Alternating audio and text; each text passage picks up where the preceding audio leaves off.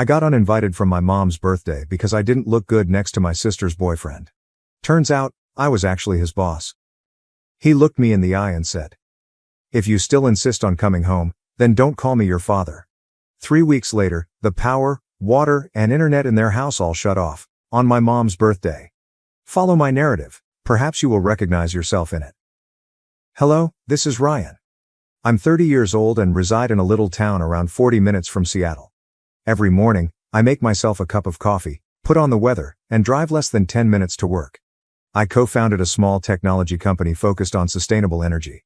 Not everyone understands what I do, including my family. They still think I spend my days tightening screws and repairing machinery, which I don't mind. I have never felt the need to explain. When someone asks about my family, my parents or my sister Jessica, I smile slightly. "It's been a while since we talked," I remarked, and that's it. I'm not hiding anything, but I don't see the sense in retelling it anymore. I haven't contacted them in over 2 years. No calls, texts, holidays, or birthdays, nothing. Just a long calm stretch, as if the connection between us had been severed and no one tried to repair it. I used to feel that family was everything. But 2 years ago, on my mother's birthday, everything changed.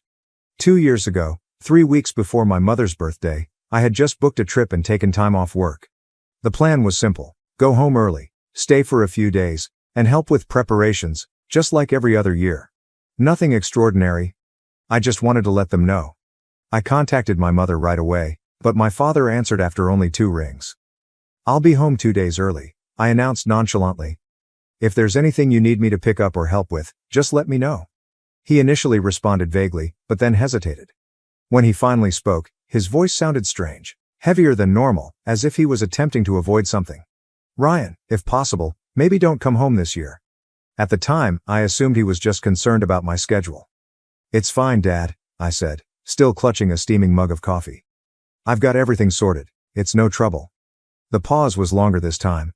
Then he spoke again, firmer, but colder.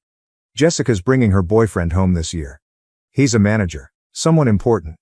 Speaks well and carries himself properly. And your job, well, it isn't very comfortable to talk about, so it's best if you don't come." At that point, I felt heat rising from the back of my neck to my face.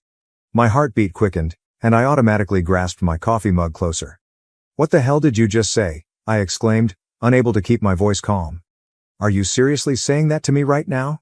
He didn't dispute it, take it back, or soften. Instead, he responded plainly and sharply. "You coming home would just embarrass the whole family. If you insist on coming, don't call me your father." And then he disconnected up without a moment's pause. I put the phone down. My palm was still shaking and somewhat sticky from sweat. The apartment was completely silent, no TV, no footsteps, just me standing there, staring into space like I'd been plucked out of my life. His words kept echoing in my head, slow and clear, like a recording stuck on repeat. "You coming home would just embarrass the whole family. If you still insist on coming back, don't call me your father." For a moment, I wondered if I had misheard him, but no. Every word and tone was cold as ice and solid as stone. There was no slip of the tongue and no room for hope. I clenched my jaw, my throat tightening as if something had lodged there and refused to move. Right immediately, memories began to flood back. I silently paid all of their bills, including electricity, water, and internet, for more than 2 years. Nobody ever mentioned anything, and now they're calling me the family's shame. I quickly took up my phone, my hands still slightly trembling, despite the fact that my mind had begun to cool. I opened the banking app and went down to see my transaction history. My only purpose was to see how much I had spent on my family over the previous 2 years. I needed a number for my power bill, water bill, and internet service, every month, without fail. Each payment was handled on schedule and automatically deducted from my account. For 2 years in a row, nearly $400 per month has been paid without fail. I gently scrolled to the very bottom. Total amount spent, $9,842.17. I stared at that number for a few more seconds, not because I was astonished, but because something inside my chest had suddenly settled. Not grief, not even fury, but just empty space. Nearly $10,000, and now they label me the family's shame. As I glanced at the enormous list of bank transactions, a silent question arose, one that no one in my family had posed in 30 years. Has Jessica ever done as much for our parents as I have? It was not jealousy, and I was not looking for credit. It was merely that if I am deemed the family's shame, who is that standard being evaluated against? I had paid approximately $10,000 in living expenses for them secretly, without asking for anything in return, and without ever mentioning it. What about her? Has she ever had to make a sacrifice or begged for help? Or did she arrive, smile pretty, and make an impact in a lovely dress while holding a successful boyfriend? I was not asking to keep score. I was asking because, for the first time, I noticed that fairness was never considered in this household. I'd grown accustomed to standing on the sidelines since I was a child. In family photos, I was frequently partially hidden behind someone else or captured at the edge of the frame. I wasn't exactly gazing at the camera. Nobody ever told me to step aside, but I always did. Jessica was at the center of every important event in our family, from birthdays and graduations to her breakups. There was always a reason for everyone to band together, console, and celebrate her. I can't recall the last time somebody inquired if I was okay. Jessica is 2 years older than me, but the difference between us was never about age. She was the hope, the future-oriented child that our parents proudly mentioned when relatives visited. And me? In the same talks, if I was mentioned at all, it was as a short footnote. Ryan. Oh, he's fine. I believe he works in technology. I used to believe that if I worked hard enough, remained out of trouble, and quietly handled everything, they'd eventually see me. However, they didn't. It turns out that when you're used to being invisible, nobody notices when you leave. I began covering my parents' utility costs, electricity, water, and internet, nearly 2 years ago. My mother called first, and everything started there. That day, she moaned about how the cost of living had risen, how this month's bills had unexpectedly increased, and how their retirement income was no longer sufficient. Then, gently and hesitantly, she said, "If you could help us even a little, it would mean a lot." I agreed. At the time, I assumed it would be only a few months until things settled down. However, the months that followed looked precisely like the previous one. Nobody mentioned terminating it, and there was no backup plan. Every now and then, I'd ask, "Is Jessica helping out at all, Mom?" She'd always evade the topic. Sometimes she'd say, "Just help us this month, your sister will pitch in next time." Other times, "Your sister's covering Dad's medical stuff, that's not easy either." I heard those lines so many times I could recite them by heart, and I just smiled and let it go every time, because I knew none of it was true. So I kept sending the money, nearly $400 per month, reliably and quietly, without complaint. Nobody mentioned it. It wasn't that I didn't care, it was simply that I felt it was the correct thing to do. I used to think that if I was quiet and responsible enough, they would notice. But today, after everything, they look at me and say, I'm the family's shame. After a time, everything around me was silent, and I just sat there, paralyzed on the couch. I still had my phone in my hand. I wasn't angry or heartbroken anymore. There was only one clear emotion sitting in my chest, something like, that's enough. Following that, I opened my banking app.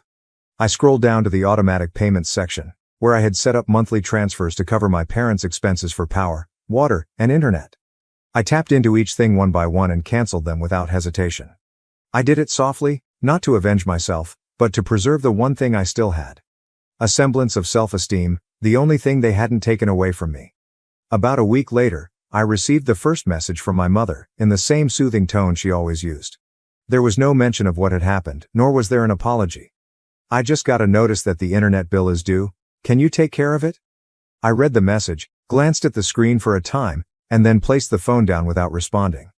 Not because I was attempting to make a statement, but because, after all, the first thing they thought to say was a request.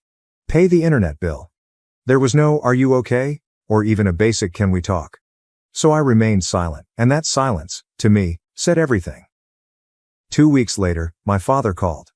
The phone rang a few times before stopping. I didn't respond. A few minutes later, he left a voicemail.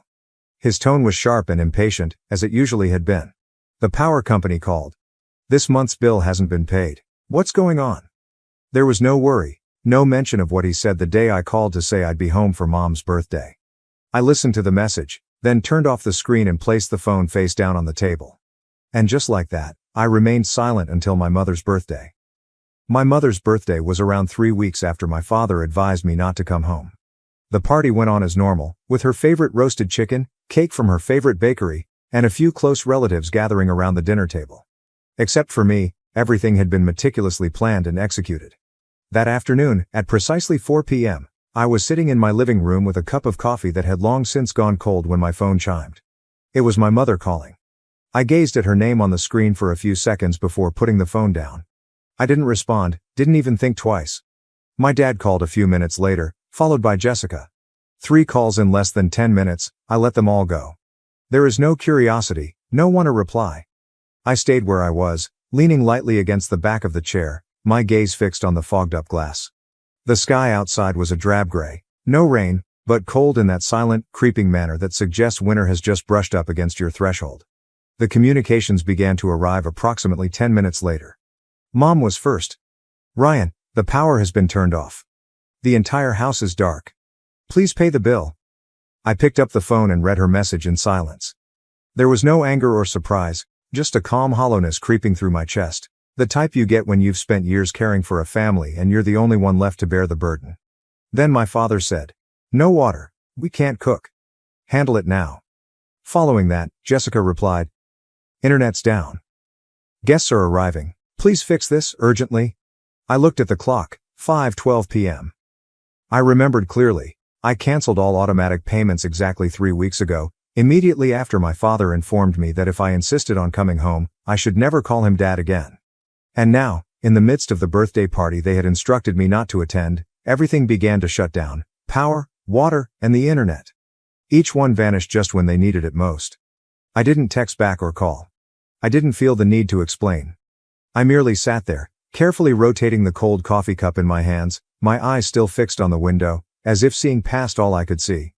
And in that moment, I realized they weren't phoning because they missed me. They were calling because there was no one left to shoulder their weight. Around 6 p.m., my phone began buzzing again, this time nonstop. Yet it wasn't my parents or Jessica anymore. It was the relatives, who only visit on holidays yet feel entitled to pass judgment. The communications arrived in waves. Some people labeled me disrespectful.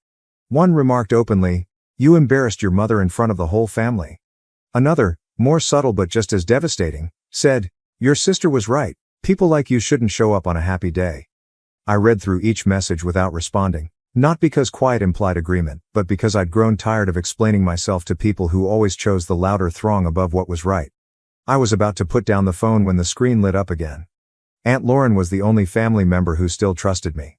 She was calling on video via an ancient app that only she and I still used because we were the only ones who cared enough to look each other in the eyes when it counted. I paused for a bit before answering on the second ring. The first thing I saw was her face, somewhat obscured by the yellow illumination from the kitchen behind her, a location I knew like the back of my hand. Every crack in the wall and every noisy cabinet. But tonight the room felt different. There were clinks of silverware, uneasy laughs, and random small conversation in the background. She glanced at me through the screen, her eyes warm and troubled. "You're not going to pay for it, Ryan." Her tone was light, as if she were trying to figure out what was going on. I peered into her eyes, and when I finally spoke, my tone was sluggish, as if I was dragging up something I had buried for too long. "You know, Auntie, it was Dad. Told me not to come." I gulped hard. He said if I still insisted on showing up, I shouldn't call him my father anymore. She became quiet. Her eyes changed, as if she was studying the room behind her. Right then, the call devolved into mayhem. I could hear my mother's voice through the noise. "Tell him I'm ashamed of him. On this day, of all days, how could he do this?" My father said sharply and loudly, "It's not that serious, it's just paying a few bills. What kind of man gets petty over money?" Another voice, I believe it was my uncle. "Poor Jessica, having to deal with a brother like that." Footsteps approached the camera. Jessica appeared behind Aunt Lauren, arms folded and lips twisted with annoyance. "He even picked up the call? Mom's been crying all day, does he even care? Seriously, no shame at all." I didn't say anything. I just observed and remained silent, as if it were the only way to defend myself. I departed. Just as I was ready to end the call, another face came on the left side of the screen. A young man with perfectly combed hair and a dark suit. He stared at me with confusion in his eyes, then smiled hesitantly. "Hey boss," he replied, his voice somewhat scratchy, as if he wasn't sure if the words belonged in this situation. I froze. My gaze remained fixed on the screen, and I unconsciously grabbed the phone closer. I had not expected this. Not here, not on the night when everyone felt I was too much of a shame to be invited. I stared at him for a few seconds longer, and then it all clicked. His expression, the way he spoke. Of course, he was one of the new personnel who had lately transferred from our southern branch. We'd exchanged a few emails and he'd sent me 2 reports, but I had no idea he was Jessica's boyfriend, the one everyone was trying to impress. The room behind Aunt Lauren appeared to hold its breath. I noticed her look over her shoulder, and the kitchen erupted in a frantic commotion. Then someone said quietly, "Wait, what did he just call Ryan?" Another voice followed, confused. "Boss? Does that mean Ryan is Jessica's boyfriend's boss?" The whispers grew like a rising wave, overlapping and uneasy. And me? I just kept looking at the screen. No nod, no denial. I am simply waiting to see where it goes. And right then, the young man stood up straighter, looked past the camera to the others in the room, and spoke plainly. "In case you didn't know, I work at Pacific TerraTech. Mr. Ryan is one of the company's co-founders." His remarks were crisp and obvious, loud enough to cut through the clatter of dishes and murmuring, and the room fell into an unusual quiet. It's not awkward, simply stunned. I still did not say anything. I pushed my lips together and gave a soft nod of confirmation. He returned his gaze to the computer, eyes wide, and I said calmly, evenly, as if the words had been waiting for him, "Hope your big introduction goes perfectly." Then I disconnected up. That night, I slept soundly, no tossing and turning, no jolting up in the dark with old questions replaying through my mind. For the first time in years, I felt light. Not from satisfaction, but because they finally recognized who I was. The next day, before the sunlight had fully filtered through the thin curtains, I went for my phone and checked my emails as usual. A few meeting reminders, a couple of accounting comments, and then I noticed a name I didn't recognize in the from field. Hudson Kane. I opened the email. The first line struck me immediately. "I'm sorry, I didn't know you were Jessica's brother. I've always respected you at the company." I arched an eyebrow, leaned into the pillow, and continued reading. Hudson wrote that he had been truly astonished to discover of the family link between me and Jessica, and then without sidestepping or softening it, he stated, "I didn't expect her to be like that. I'll be ending this relationship. Thank you for not putting me on the spot before everyone." I laid the phone on my chest and closed my eyes briefly. It took me a few minutes to reopen the inbox and begin typing my response, slowly, clearly, and without embellishment. "Hudson, that's your matter. I don't expect anyone to make decisions to stay in my good graces. Think carefully before you do anything. And for the record, I don't bring family into the workplace." I pressed send.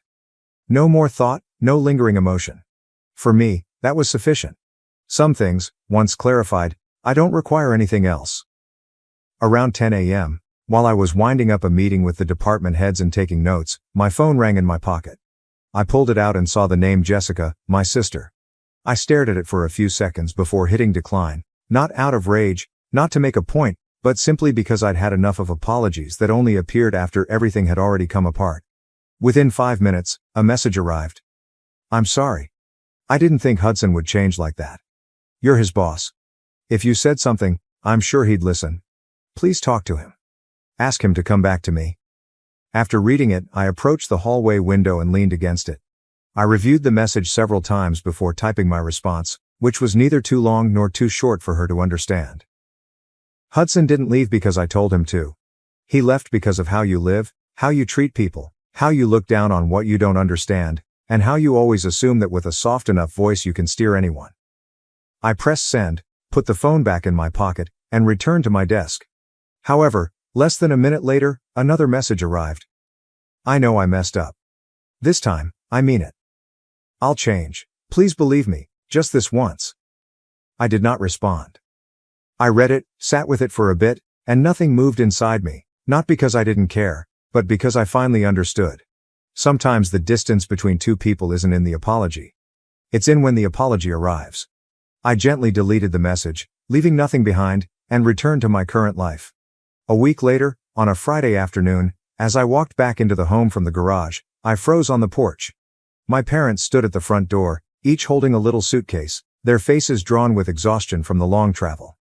I didn't ask why they were here. If they'd traveled all the way out to see me, it wasn't a casual visit. I opened the door and welcomed them in. No tension, no forced politeness, just a simple choice. I didn't want to have that conversation outside, where the wind was picking up on the porch. We sat in the living room, and the tea on the table was still steaming. My father talked first. He apologized in a quieter tone than normal. My mother added to it, saying they'd thought things through, perhaps they'd gone too far, and things should never have come to this point. I remained silent and did not interfere, just listening to see if this apology marked the end of something or the beginning of something else. And, as I expected, my father's tone changed. "We're family, Ryan, and family helps each other. We raised you, sent you to school, everything you have now, a part of it comes from us, right?" I looked at him. My countenance remained unchanged, but my stance straightened somewhat. Then my mother spoke, her voice quiet, as if she were saying something quite sensible.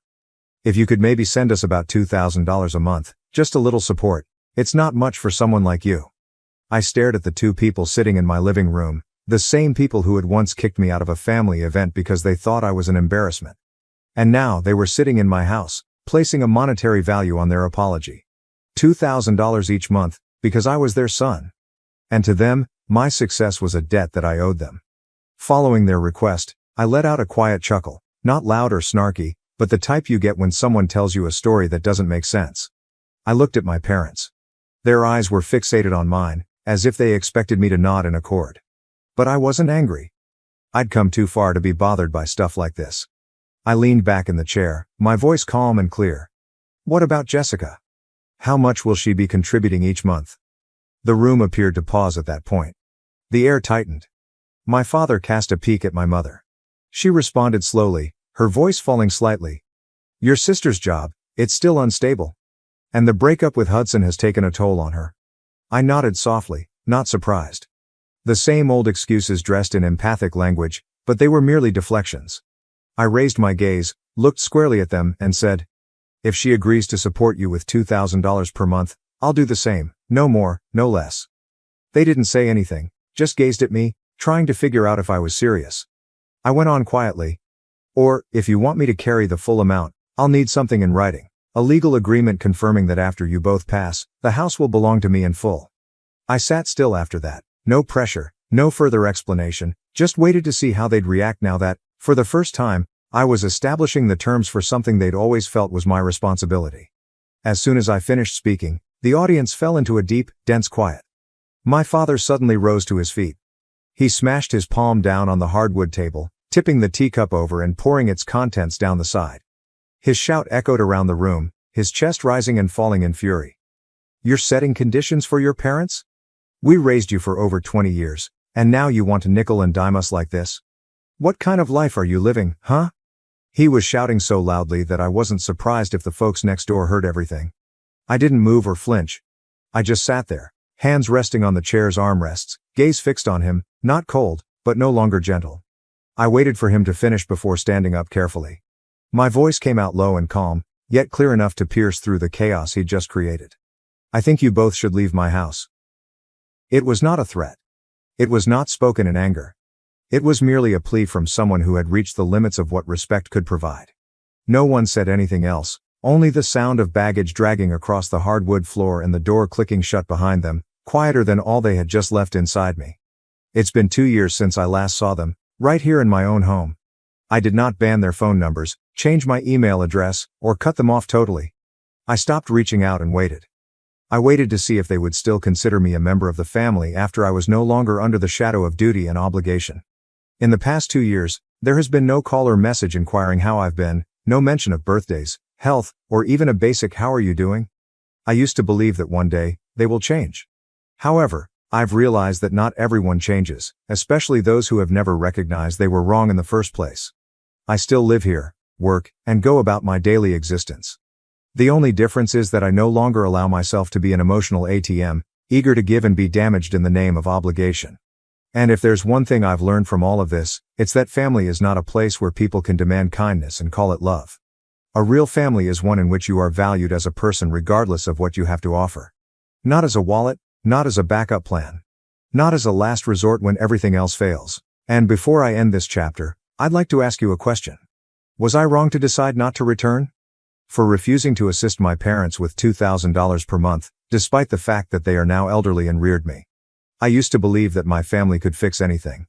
But after being treated like a stranger in my own home more times than I can count, I chose to stand up and break the cycle. Was I overly cold? Perhaps I was finally learning to appreciate myself at the perfect time. Please leave your opinions below. I sincerely want to hear from you, whether you agree or disagree. If the tale resonated with you, please subscribe to help support the channel. There are still many stories waiting to be told and heard. Take care, and see you in the next one. Thank you for staying till the end. Thank you for watching. If you haven't subscribed yet, please do so and hit the notification bell to stay updated with more shocking real-life stories happening around you.